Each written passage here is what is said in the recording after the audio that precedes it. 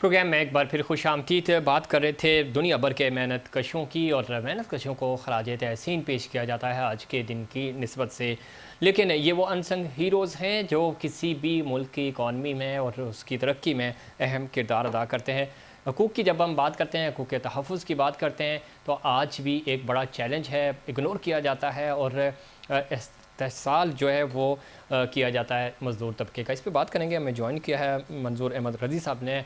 आप मज़दूरों की, ट्रेड यूनियन की और ख़ास तौर पे मज़दूरों की एक तवाना आवाज़ हैं। लिखते भी बहुत खूब हैं और हमेशा इनके लिए आवाज़ भी उठाते हैं। रज़ी साहब, खुशामदीद कहते हैं आपको शो में। किस तरह देखते हैं, एक चैलेंज है आज भी, और मज़दूरों के हकूक़ की जब हम बात करते हैं, उनके नाम पे छुट्टी तो सब इंजॉय करते हैं, लेकिन मज़दूर फिर मज़दूरी पे निकलता है। ये चैलेंज ज़रा बहुत बड़ा चैलेंज है।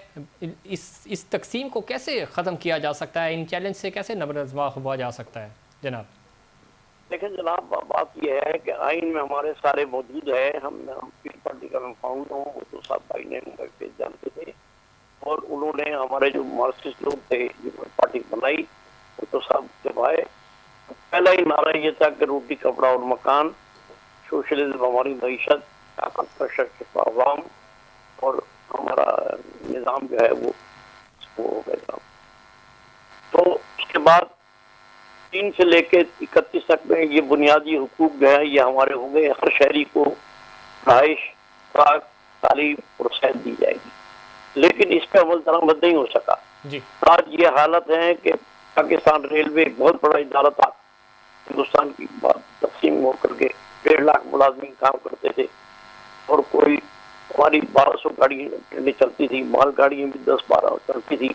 आज रेलवे समेत तमाम इदारे जो हैं तबाही की तरफ जा रहे हैं। ये हो, स्टील मिल हो, KESK हो, वापडा हो, और आप ये देख लेंगे जनाब, तो हम यहाँ तक आइए रेडियो तक को भेज दिया गया है।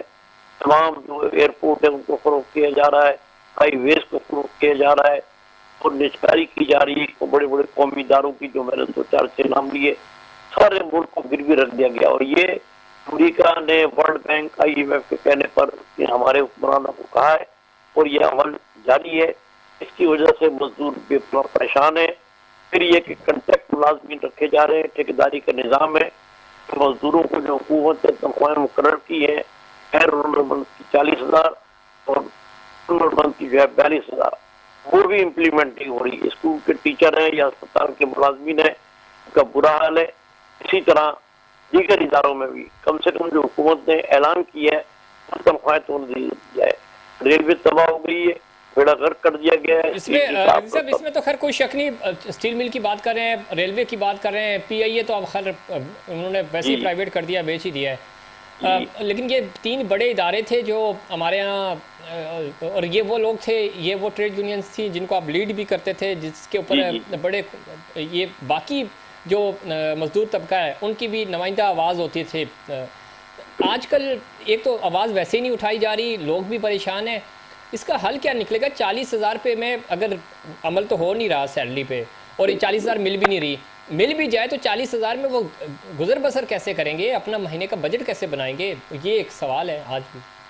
देखिए जनाब, बात ये है कि ये तो सवाल हुक्मरानों से आपका भी है, हमारा भी है। अब आप देखें ना, सेनेट के चेयरमैन हमारे दोस्त साथी जो हमारे साथ नारे लगाते थे, रज़ा रब्बानी साहब, ऐसे ही है वो, और जनाब दूसरे पीपल पार्टी के अंदर रहते हुए इन्होंने सेनेट में बिल पास कराया।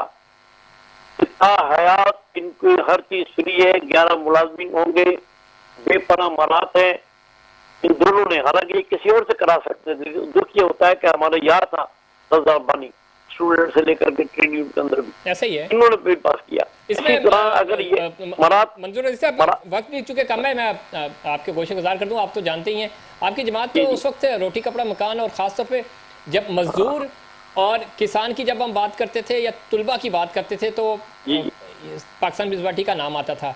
आज की लीडरशिप तो बोल ही गई है कि शायद ये दो जो तबके थे उनकी कोई नुमाइंदा जमात थी भी या नहीं।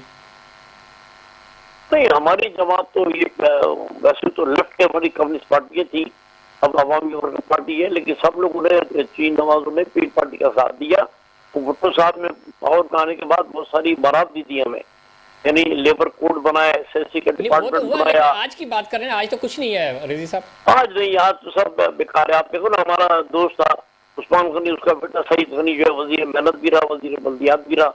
इसी तरह हमारे जो दोस्त हैं ये नासिर शाह, ये मेयर भी रहे और ये भी वजीर बल्दियात वजीर मेहनत रहे। तो ये बारात मेहनत तो सिर्फ हमारा ये मुतालबा है भाई, हमी सतह पे नहीं पहुंच रही आपका मुतालबा, हम भी कोशिश करते हैं पहुंचाएं कौम बाला तक। आपके भी ये सारे दोस्त ही हैं, अल्लाह करे वहां तक भी बात पहुंचे। एक और बात मैं कहना चाहता हूँ कि कौमी असम्बली, सेनेट और सूबाई असम्बलियों में मजदूरों और किसानों के कोटा मुकर्रर किया जाए। बिल्कुल, हमारी आवाज ही नहीं है। खत्म हो गया इंशाल्लाह ताला, आपका ये पैगाम पहुंच गया। नाज़रीन, ये था हमारा आज का प्रोग्राम। उम्मीद करता हूँ दीगर प्रोग्राम्स की तरह आज का प्रोग्राम भी आपको पसंद आया होगा। मुझे और अप फ्रंट की पूरी टीम को दीजिए इजाज़त। अल्लाह निगहबान।